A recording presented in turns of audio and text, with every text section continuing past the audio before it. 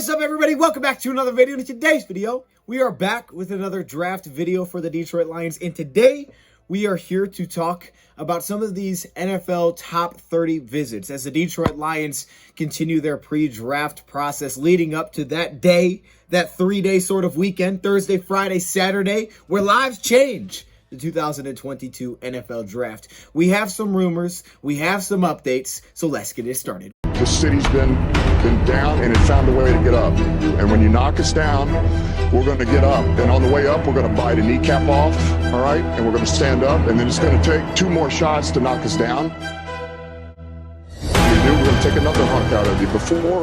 Before long, we're going to be the last one standing. Welcome everybody to another video. Glad you guys are here, and we're back to talk about Detroit Lions draft. And this video is sort of an update video, about the upcoming draft, as top 30 visits are back in person for the first time since 2019. For the last 2 years, these have been virtual because of COVID and things like that. But now it's back in person. Basically, a top 30 visit is each team in NFL, from my understanding, has an opportunity to have a draftable player into their facility for interviews, kind of behind closed doors. They get to talk to the player. I've heard a lot of times they review film in there. They get to go over certain plays with players, just really get to know them a little bit deeper as we work our way up into the draft. Because at this point, I mean, they have their scouting reports together. At this point, it's the final meetings. It's those, final opportunities to talk with these players. You've done your backgrounds on the player, where he's coming from, what people have said about him. Now it's just really diving into those players. That's what it is. It's kind of those final steps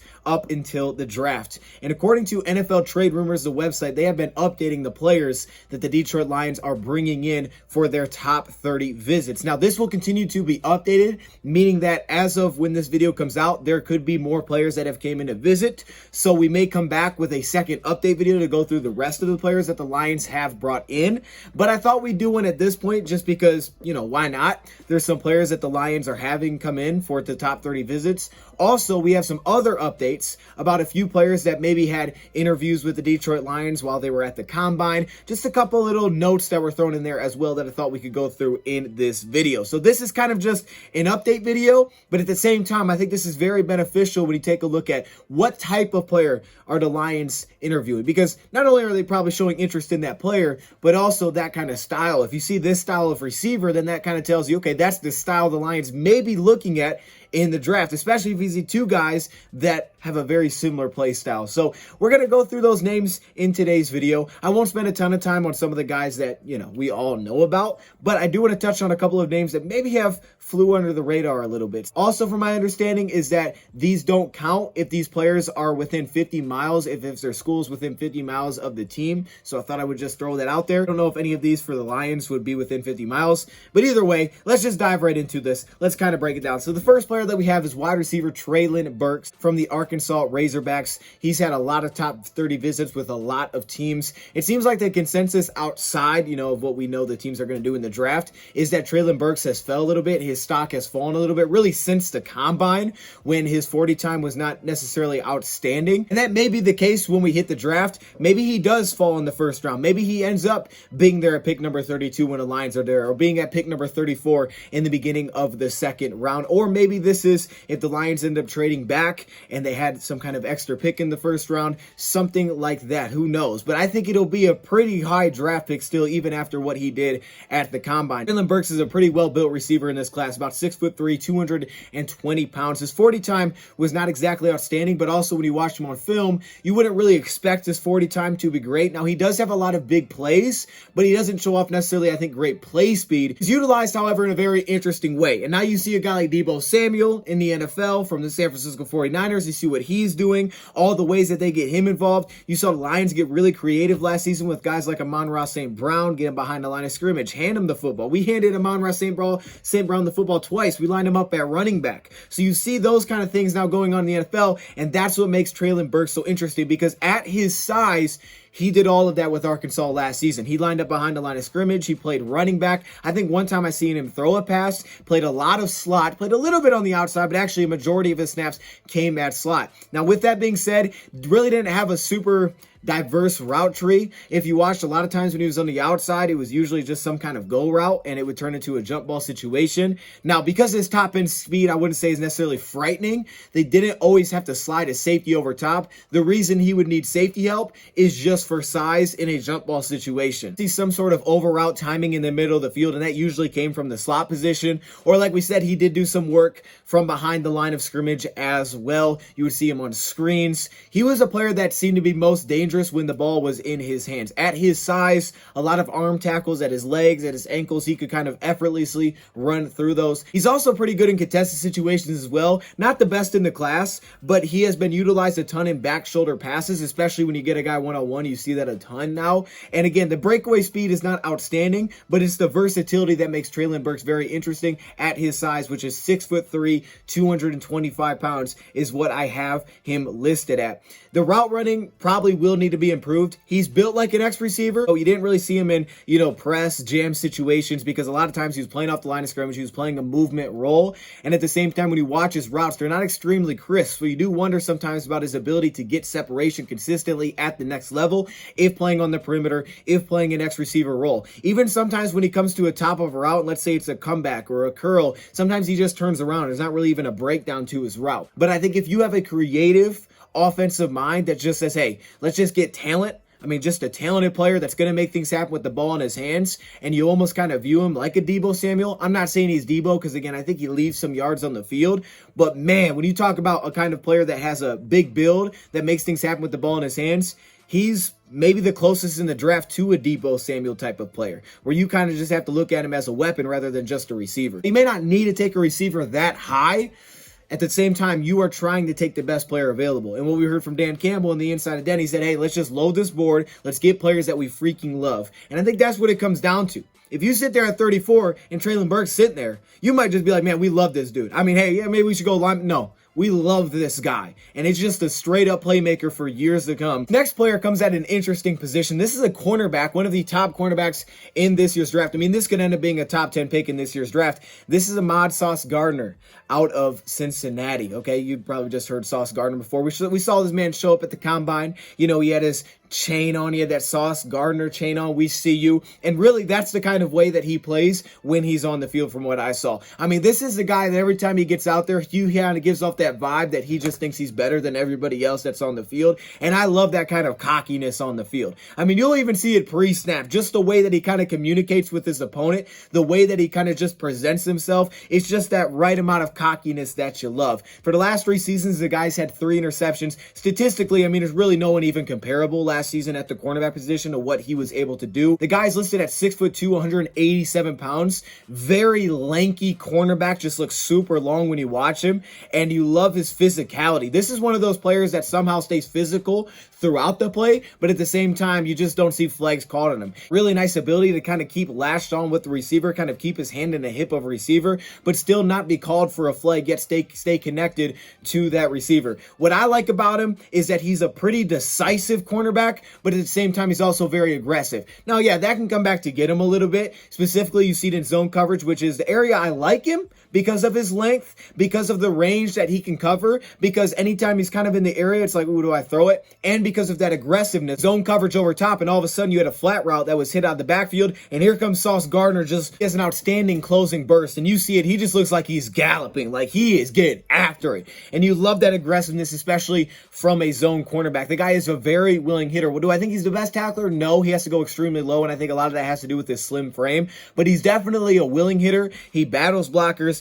and he's trying to get into the play. Statistically, he was outstanding. There are questions about competition that he's faced. Now, last season, he did face some good competition. Of course, Alabama didn't have the receiving core like usual, and he also had Indiana last season, which, isn't bad, but consistently the competition that he faced really hasn't been great because of the conference that he's in. Now, why this style of cornerback? Well, if the Lions were going to take a cornerback, first off, you look at a guy like Derek Stingley, and if you put him up in comparison, the biggest thing here you got to take away immediately is the health. Derek Stingley has been injured for the last 2 seasons, and while I love the mentality of Stingley, like he is a hit her. Look at Sauce Gardner. He's been much healthier than Derek Stingley. 3 interceptions each of the last 3 seasons, but I think it's really just a build. I mean, look at the guys the Lions have brought in. Iffy. Look at the draft pick. Long cornerback, versatile cornerback, and put him in different spots, and also by the scheme that he's played in. I think he has a really nice fit for being his own cornerback, but he does need to improve here. He gets a little overly aggressive. His technique does not look flawless when he's dropping into deep third defensively. It doesn't look very good. He gets pretty tall, and it really limits some of the change of direction. But at the same time, you also love him pressing, and that's what they allowed him to do a lot of times playing on the short field, is they allowed him to get up and get physical and press. His deep speed isn't what Stingley brings to the table, but when you look at guys like Iffy, when you look at what the Lions signed Quentin Dunbar coming from Seattle, who's a heavy cover 3 team. Yeah, Jacobs a little bit on the smaller side, but at the same time, he plays with the same physicality through the route, and he doesn't give a lot of separation. That's one thing that you notice about Sauce Gardner. Off the release, very smooth off the release. Oh my goodness, he's a very good press and jam cornerback. And again, even to Mike Hughes, yeah, he's a little undersized, but at the same time, Hughes is a very physical cornerback. He's also expressed that he's open to trading back. So depending on how the trade back scenario goes, if you did trade back and all of a sudden a couple edge rushers go and you're like, oh snap, this is the best player available. I'm not saying that it will happen, but I can't say that it's impossible either, because you just never know how that board would go once you trade back. You never know. If someone else trades in front of you and grabs this guy, you don't know how it's going to go. There's a chance the first 3 picks in this draft could be edge rushers. I don't think it's their top option. I don't think it's, what they want to do. I don't think if they do it at 2, they're taking a cornerback. About the edge position, according to NFL trade rumors, the Detroit Lions are having these top 30 visits with 2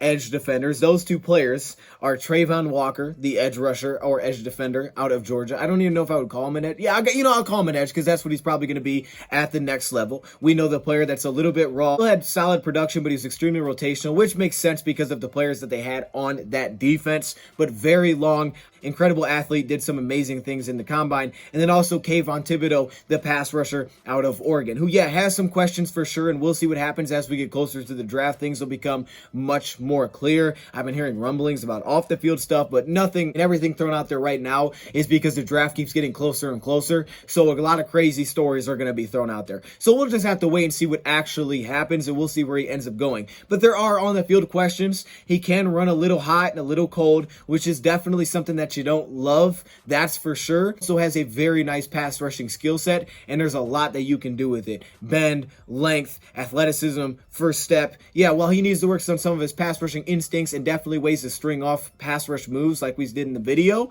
Kayvon Thibodeau has a lot of talent as a pass rusher, so he's also in this mix. Now let's talk about a couple of receivers that are kind of going under the radar that the Detroit Lions are reportedly having top 30 visits with. The first one is wide receiver Tay Martin out of Oklahoma State. Now this is important because first off, it can tell you what type of player the Lions are looking for, right? When you think about, okay, yeah, of course, Trayvon Walker, Kayvon Thibodeau, no surprises there. But when you look at guys like this, right? Tay Martin, Oklahoma State.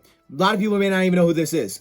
This kind of guy is not going to go round 1, likely not going to go round 2, may not even go round 3. So when you think about this, it can tell you maybe what type of player at that position Lions are looking for. There's probably pretty legitimate interest there if the Lions are using one of their 30 visits on that player. Doesn't mean they'll draft necessarily because you don't know how the board's going to fall, but there's probably legitimate interest within that player. And of course, you can always ask these guys about other players as well. Hey, did you play with this guy? How about this guy? I mean, I don't think you'd use a visit just for that, but there's always those things that go into it, playing against this dude. How do you feel about him? So all that kind of stuff. Now, Tay Martin is this receiver out of Oklahoma State. He's a transfer from Washington State. He ended up choosing, football over basketball. He felt like it was the best opportunity for him, help his family out financially. He lost some people growing up, but you've seen that off the field resiliency to just keep going and keep going. And this past season with Oklahoma State, the guy was really outstanding. I mean, he did some good things at Washington State, but this last year at Oklahoma State, I thought he was outstanding. This is a 6'3", 185-pound receiver who's coming off of a 10-touchdown season. And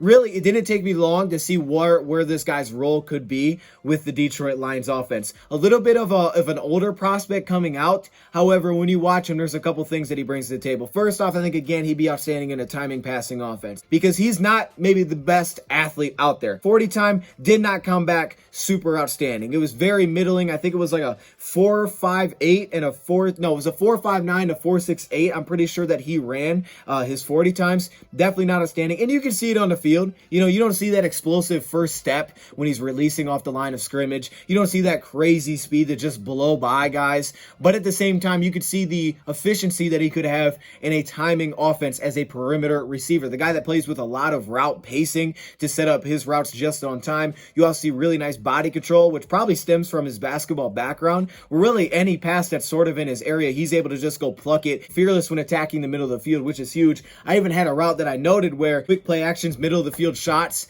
and it was a quick strike that was all about timing. And bringing to the table for sure is also what he could do in the red zone. And that's an area where the Lions said they wanted to be better, is they wanted to have outside weapons that could be impactful in the red zone. And that's something that he brings to the table as well. He had 10 touchdowns last season, and to me, he wasn't really utilized as that guy. I didn't see as the one that you would like, okay, let's throw a fade. Even though he's 6'3", he wasn't that. He was kind of more of, if we're going to throw a fade, it's not a jump ball. It's more I'm throwing a pylon fade from 10 yards out, where we're going to try to drop it in the bucket, and you're going to make a really nice grab with great body control and great timing. You saw him against Notre Dame. He had 3 receiving touchdowns in that game. Little limited athletically, twitch, speed. It was like Quintez Cephas coming out where, at the catch point, you see kind of some of those little subtle arm extensions to create a little separation. Pass catching still could be refined for sure, especially on passes below the chest, any kind of scoop catches, things like that. His form gets a little wonky, but this is definitely a player that, because of his speed and because of athleticism, will probably fall. But at the same time, super productive last season. I love the resiliency that he's shown off the field to get to where he is, and it kind of tells you again what kind of Lions receiver that we may be looking for. Now, this next one gives you another kind of picture of it, and that's Taekwon Thornton out of Baylor. 6'2", 185. So similar build, similar size. Now, if that name sounds familiar, it's because, well, I think I mocked him a long time ago. No, the reason it probably sounds familiar is because of the combine, where the guy ran a ridiculous 4.28 40. Pretty sure that came back as the fastest 40 time at the combine. I think it was initially like 4.22, and they're like, okay, hold on, let's check that. They confirmed it was like 4.28. He smoked the combine. And then you have to go see that, and you're like, okay, hold on, let me go check out this guy's film real quick. And I don't know if any team did that, but I'm sure it opened some eyes if they maybe didn't have their eyes completely on it, because I remember watching Taekwon Thornton before the combine, and I kind of paid attention a little bit. I was like, I don't know, maybe like very developmental X receiver. And then you see the 40 time, and you're like, okay, let me check it out again. Let me check it out one more time. And I still think he's a very developmental receiver that probably has some limitations, but man, the 40 time definitely shows up on the field. He has some outstanding speed. Like you can just see it. He absolutely just blows by defenders to the point where he is going to force safety help over top. I don't know how many cornerbacks are going to be able to keep up with this guy, especially if he gets off the line clean. You don't really have a shot. Safety help is going to be forced. Now, to me, at that build, it makes me think of a good backup potentially for a guy like DJ Chark. Lions wanted a guy that would force you to roll coverage. And I don't know if Tay Martin is exactly that, but Taekwon Thornton could be, just because of his speed, where a safety has to kind of give a little cushion on that side. Josh Reynolds doesn't do that. St. Brown doesn't do that. Cephas doesn't do that. Cleve Freeman sort of, but at his sides, it's a little bit tougher. We didn't really hit shots to him last year.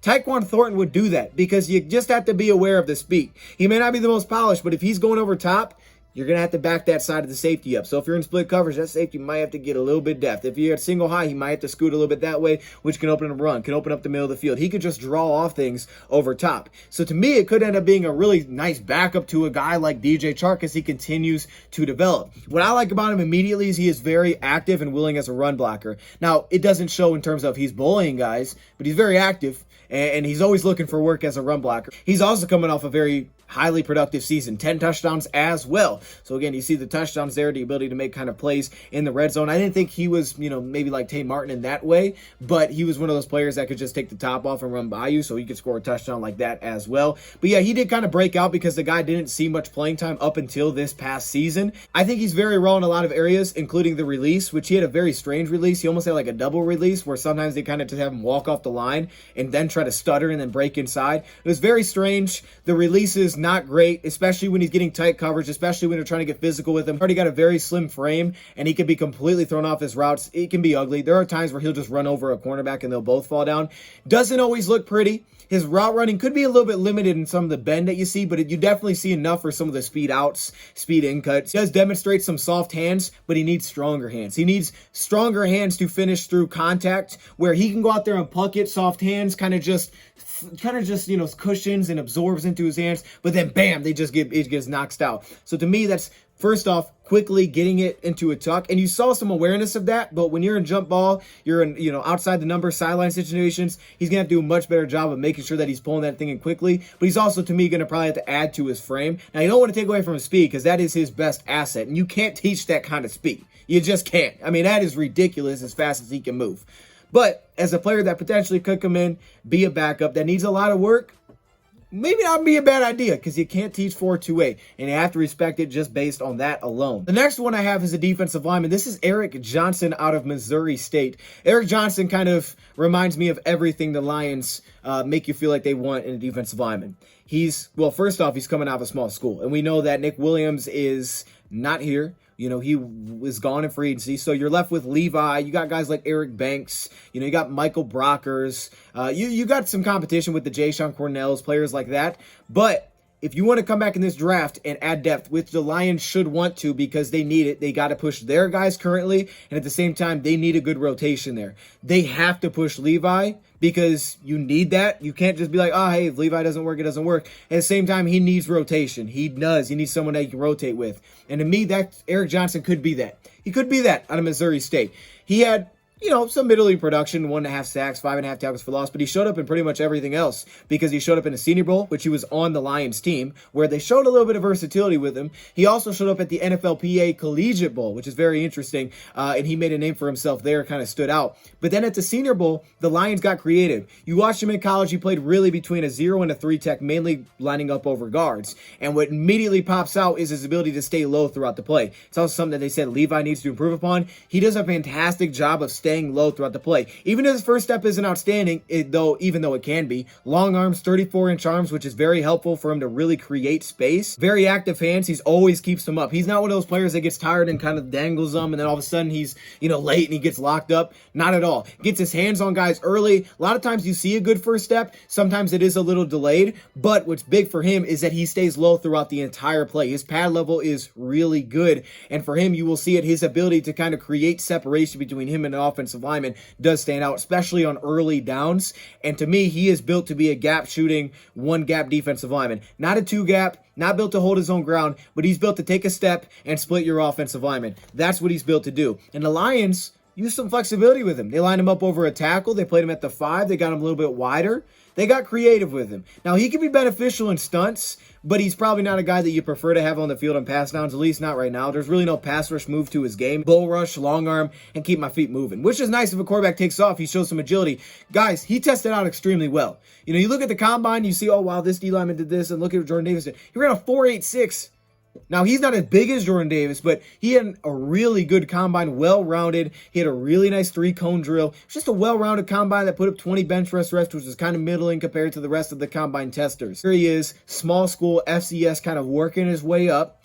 And he could end up being a higher draft pick because there's a lot of teams that are bringing this guy in for a visit. That is the type of player that I think a lot of defenses want. That length, that get off, that effort, light on his toes, super light on his toes. Next up, we have the running back out of Michigan, Hassan Haskins, coming in for a visit. I'm still light in going into running backs, so I don't know where I rank him amongst others, but I can tell you what I like Hassan Haskins. Now, of course, based on just what I saw in Michigan, yeah, I liked him. He was my favorite running back. Corum was cool, but Hassan Haskins was that dude. He gave me Jamal vibes last season. Look at the Lions running backs. Jamar didn't play much last year. Pass protection is probably a huge part of that, like Lomas told us, Lomas Brown. And then also, maybe the playbook? Who knows? 7th round pick last season. I still think he's got a ridiculously bright future. Hopefully we get to see him more next year because he's very talented. Godwin was brought back as an exclusive rights free agent, so no guarantees, but he could make the team. He could make the practice squad. We'll see. Jamal's got 1 year left on his deal. DeAndre Swift has had injuries. Craig Reynolds got another year here, which I really like Craig. So it's not necessary the Lions draft a running back, but at the same time, which the style that you're going for,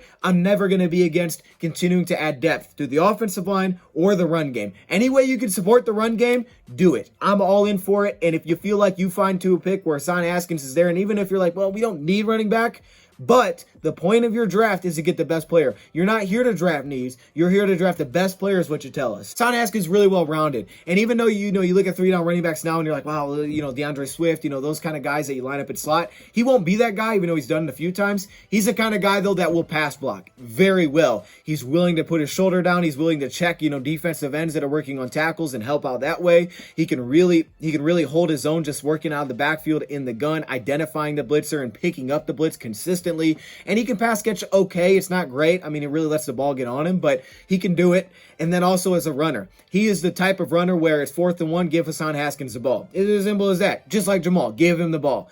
Hey, that rhymed. I see you. But that's what he was. That's who he was last season, and he was more of a gap runner behind that Michigan offense. He's built to follow blockers. Zone blocking, it can be okay, especially like mid-zone, inside zone plays, quick hitters. But outside of tackles, he's limited. But pulling offensive linemen, pulling guards, pulling tight ends, you get him in those gap heavy sets, ooh, that's where he really starts making a name. Incredible contact balance, and he is the definition of running through tacklers. Hassan Haskins, I like him a lot. Scheduled, so not all these have happened. A lot of these are scheduled. Like, for example, that one's scheduled next week for Haskins. Brian Asamoah. I wouldn't say, like, I'm the biggest fan of Brian Asamoah, but to me, it gives you a little insight of what the Lions are looking for a linebacker, because not only are they going to hold one of these visits with Brian Asamoah, they're also going to hold one of these visits with Nakobe Dean, the linebacker out of Georgia. And to me, while they're not the same, there are similarities. Asamoah is 6'1", 225. Everybody says it about Dean now. The guy is, yes, he's a little undersized. Is he, though? He's 6', 225, so similar builds. I don't know. I mean, who knows in today's NFL, right? But the point is, those type of linebackers, which is movement skills, sideline ability. But what did the Lions say they want with linebackers? Downhill, downhill, downhill.